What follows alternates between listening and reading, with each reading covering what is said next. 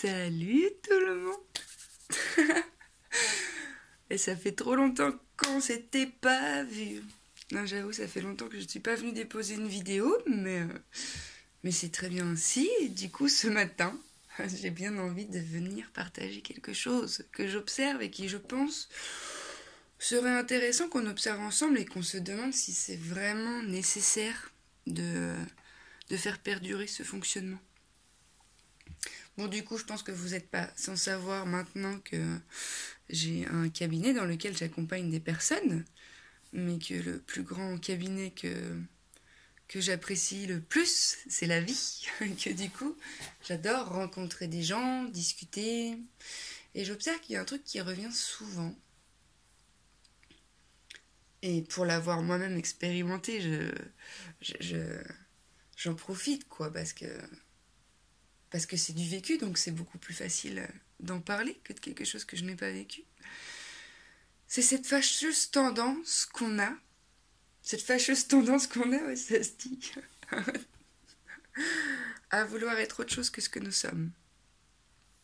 Alors, moi l'exemple que j'ai observé dernièrement, et j'étais mort de rire, c'est que je suis arrivée... j'ai rejoint des amis. Et en fait, le lendemain, la veille, je m'étais fait masser par un ostéo qui travaille sur les fascias aussi. Et c'est vrai que il m'avait dit, le monsieur, je te préviens, ça va te défoncer. Vraiment, il m'avait dit ça. Hein. Il m'a dit, demain, t'essaies de pas faire trop grand chose, sinon de te reposer. Je dis là, bah, oui, y a pas de souci, ça peut. Et puis, je suis allée voir des gens. Et j'étais dans un état, c'est vrai, complètement pas habituel à l'état que j'expérimente. Ouais, c'était un état dans une fatigue, dans une décomposition intérieure qui faisait que j'arrivais pas à réfléchir, à avoir des connexions cérébrales aussi fluides que d'habitude. Et j'étais là, ah. Et j'ai quand même passé la journée avec eux et c'était formidable, hein, vraiment, vraiment. Et du coup, je vois bien que la personne elle me posait des questions et moi, je retournais pas forcément les questions alors que je venais de la rencontrer. Puis d'habitude, je suis assez à même d'interroger, de m'intéresser, puis d'apprendre à connaître. Et là, j'étais pas en disposition et ça m'allait très bien. Je répondais aux questions, j'observais que je relançais pas et j'étais là, oh là là. Mon Dieu, je sais pas ce que cette personne doit penser, mais qu'importe. Et en fait, le lendemain, je suis retournée sur le chantier, parce que c'était sur un chantier que j'étais. Et l'élan premier pour une partie de moi, ça a été presque de vouloir m'excuser. Je suis désolée pour hier, mais c'était pas moi, quoi, je suis pas comme ça. Et là, je me suis surpris en flagrant de vie de me traiter ainsi et de me dire mais attends, c'est quoi ton dédale? Hier, c'était toi, hein? Ok, t'étais fatigué, ok, t'étais fracassé, ok, t'avais pas de conversation, et c'était toi, et c'est ok aussi. Et je me suis dit, alors je l'ai pas fait, je me suis pas excusée, mais je me suis dit, je m'apprêtais à m'excuser d'avoir été moi. Et je me dis, c'est incroyable parce qu'en fait, je trouve ça d'une violence quelque part de s'excuser d'être ce que l'on est, sous couvert de ce que l'on est n'est pas forcément une image de soi qu'on apprécie forcément ou qu'on a l'habitude d'expérimenter. Et en ce sens, on dit que c'est pas trop ce qu'on est. Parce que d'être dans cet état-là, il semblerait que pour moi, à un moment donné, c'est comme si finalement j'étais pas assez, quoi. Et je trouvais ça super ouf de constater que je m'excusais d'avoir été ce que j'étais. Et du coup, j'observe ça parce que en cabinet, souvent, et puis même dans la vie de tous les jours, quand j'ai des échanges de qualité et puis que je peux aller... on s'offre une profondeur et une authenticité un peu plus conséquente que les petits bonjour, ça va, patati patata, qui sont aussi tout à fait justes, hein, mais moi j'aime bien la profondeur des choses, tout à fait. Et donc j'observe quand les personnes ont traité un dossier, et qu'il y ait une résurgence de ce dossier dans leur structure interne, quelque chose qui veut se remontrer par rapport à ce qui s'est déjà montré il y a quelque temps, il y a un discours extérieur qui doit être le même que le discours intérieur, hein, qui fait dire « Oui, mais j'en suis encore là.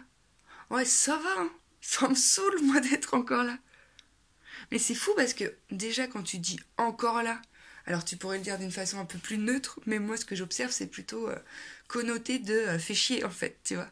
J'en suis encore là, genre, ce que j'ai fait ma cache, quoi. Et en fait, je trouve ça archi-dur aussi de dire j'en suis encore là et de déprécier l'endroit dans lequel nous sommes avec l'intelligence du moment et la conscience du moment, en fait avec l'état d'être du moment qui est là et de dire j'en suis encore là. Mais mince, c'est toi cet état d'être. Et peut-être que ça a une résonance à quelque chose que tu as déjà goûté, mais c'est quand même toi. Est-ce qu'il est possible de s'aimer et de se recevoir même quand t'es fatigué, même quand t'es perdu, même quand tu regoutes à quelque chose que t'as goûté que tu pensais avoir traité? Parce que là, tu penses bien que c'est le petit toi qui veut avoir solutionné ce dossier puis le ranger. Mais la vie qui t'anime et les informations que tu portes, elles te sont tellement inconscientes qu'il faut cesser de vouloir contrôler l'expérience. Il faut l'accepter pleinement, il faut s'incliner et dire aujourd'hui, là dans l'instant, c'est même pas aujourd'hui, c'est là dans l'instant où je te parle, il semblerait que j'expérimente un état d'être plutôt comme si, que comme ça, que comme si, mais pas de jugement à porter, c'est ça l'amour, c'est accepter l'entièreté de ce qui est, de ce qui se présente dans l'instant.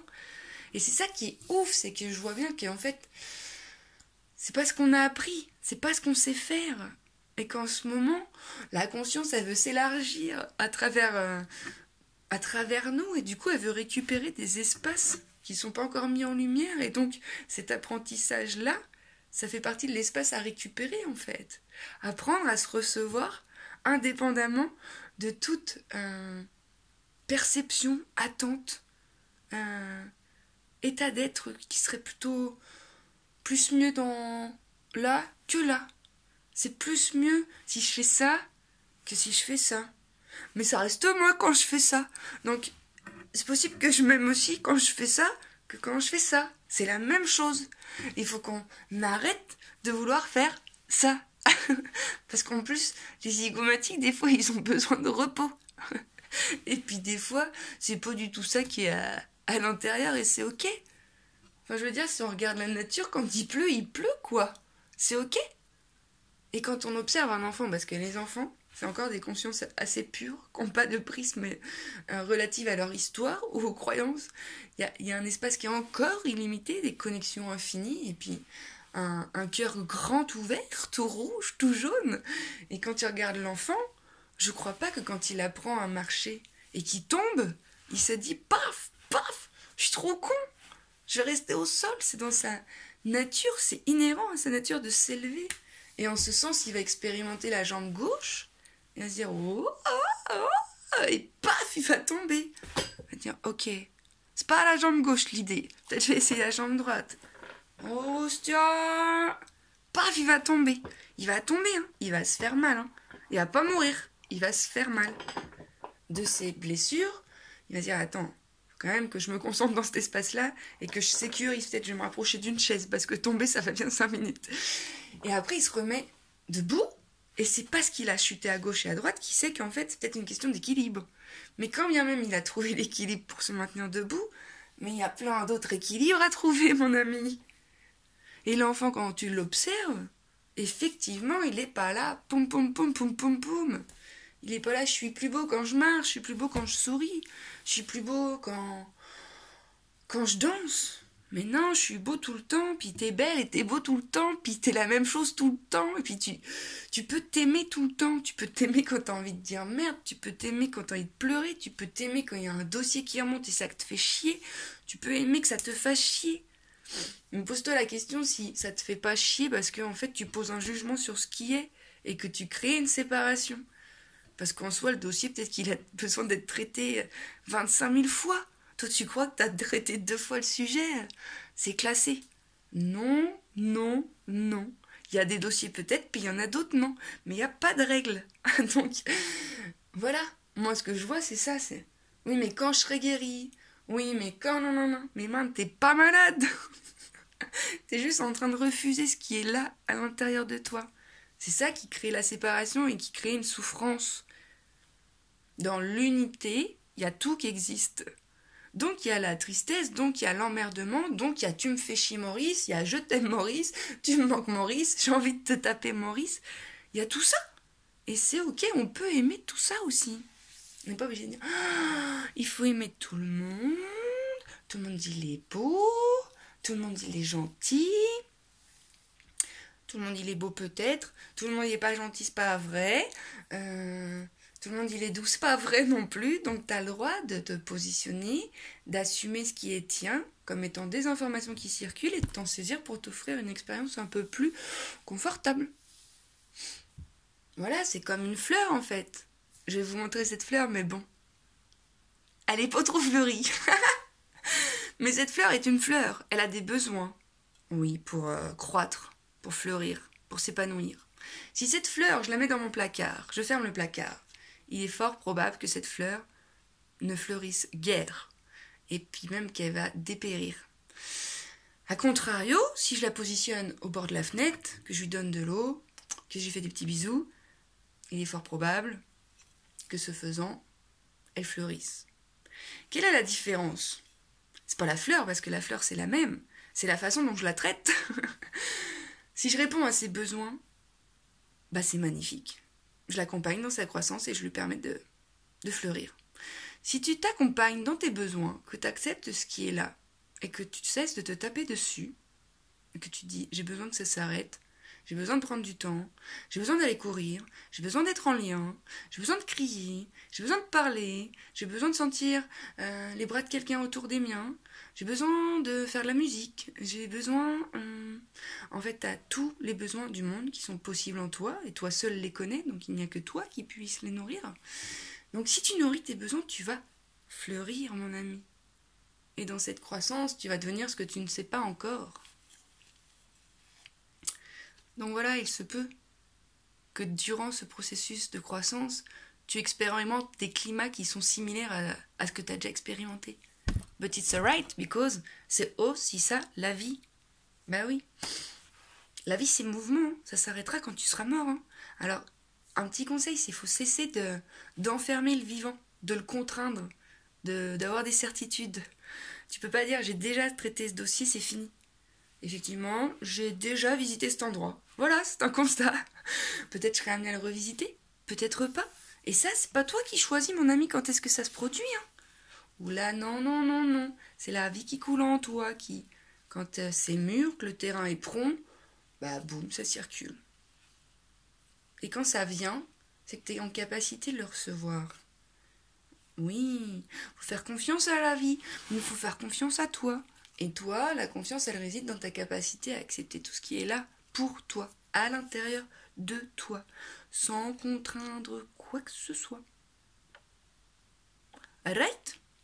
Bon ben voilà, c'était une petite vidéo du Matoun. M'y souhaite à vous une belle journée, une belle nuit, une belle soirée. Je vous souhaite à chaque instant d'être au plus proche de vous et d'avoir des vêtements qui font qu'à l'intérieur de vous, c'est tout doux. Allez, des bisous.